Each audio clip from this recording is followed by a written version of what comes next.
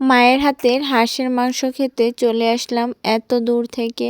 আর শীতকাল মানেই তো বাঙালির আবেগ, মানে শীত আসলেই হাঁসের মাংস খেতে হবে। পৃথিবীর সমস্ত খাবারের স্বাদকে হার মানায় মায়ের হাতের রান্না করা খাবারের স্বাদ। আর মায়ের হাতে রান্না করা খাবার তো সেরা। তাই তো কনকনে শীতের মাঝে ঢাকা থেকে চলে আসলাম মায়ের হাতে রান্না করা খাবারের স্বাদ নিতে। তো চলেন আব্বার পালিত হাঁসটা, যেটা আমাদের জন্য বরাদ্দ করে রেখেছিল, সেইটা নিয়ে আসি। এইখানে আমি ঘরের ভিতর ঢুকে যাচ্ছি। এই ঘরে মূলত হাঁস থাকে। আমি আর সাফওয়ান গেছিলাম, আর এই তো হাঁসটা ধরে নিয়ে আসছি আর বাবুকে দিতেছি।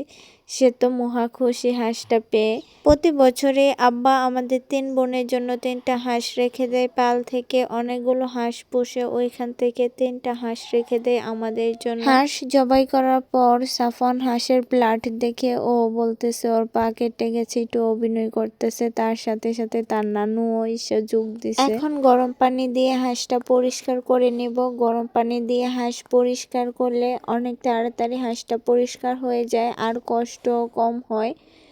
আর আমরা যেদিন রান্না করছিলাম হাঁস, ওই দিনকার সারাদিন কারেন্ট ছিল না, যার জন্য চুলাতেই পানি গরম করতে হয়েছে।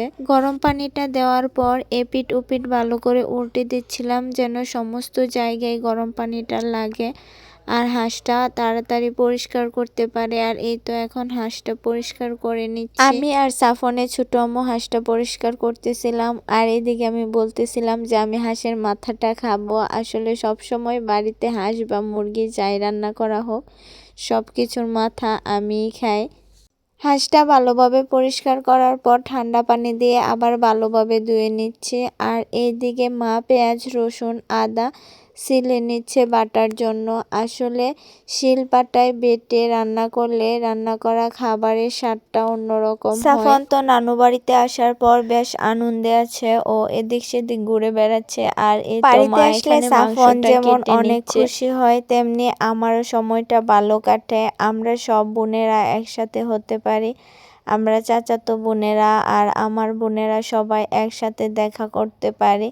অনেকগুলো মাস পর পর আমরা একসাথে হই বা একসাথে দেখা করতে পারি।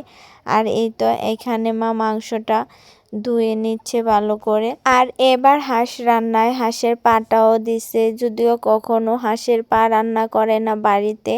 আমি অনলাইনে দেখার পর বলছি যে হাঁসের পাও খাই, দাও আমি খাবো। আর এখানে মা মশলাটা বেটে নিচ্ছে। শিলপাটায় মশলা বেটে রান্না করলে খাবারের স্বাদটা অনেক মজা হয়। বাটা মশলার সাথে অন্যান্য সমস্ত মশলাগুলো এখানে উঠিয়ে নিচ্ছে।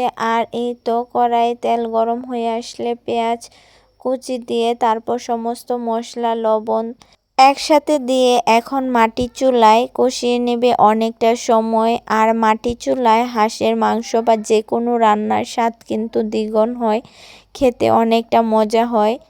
মশলা অনেকক্ষণ কষানোর পর যখন উপরে তেল উঠে আসবে, তখন গরম মশলাগুলো দিয়ে তার উপর হাঁসের মাংস এখানে দিয়ে আরও অনেকটা সময় কষিয়ে রান্না করে নেবে। মাটি চুলায় পাশে বসে খাবার খেতে কিন্তু অনেক ভালো লাগে। আর আমি যে কয়দিন বাড়িতে থাকি চুলার ধারে বসেই খাবার খাই, চেয়ার টেবিলে খুব কমই বসে খায়। আর আজকে হাঁসের মাংসের সাথে পোলাও রান্না করছিল মা। আল্লাহ হাফেজ, আসসালামু আলাইকুম। সবাই আমার মায়ের জন্য দোয়া করবেন।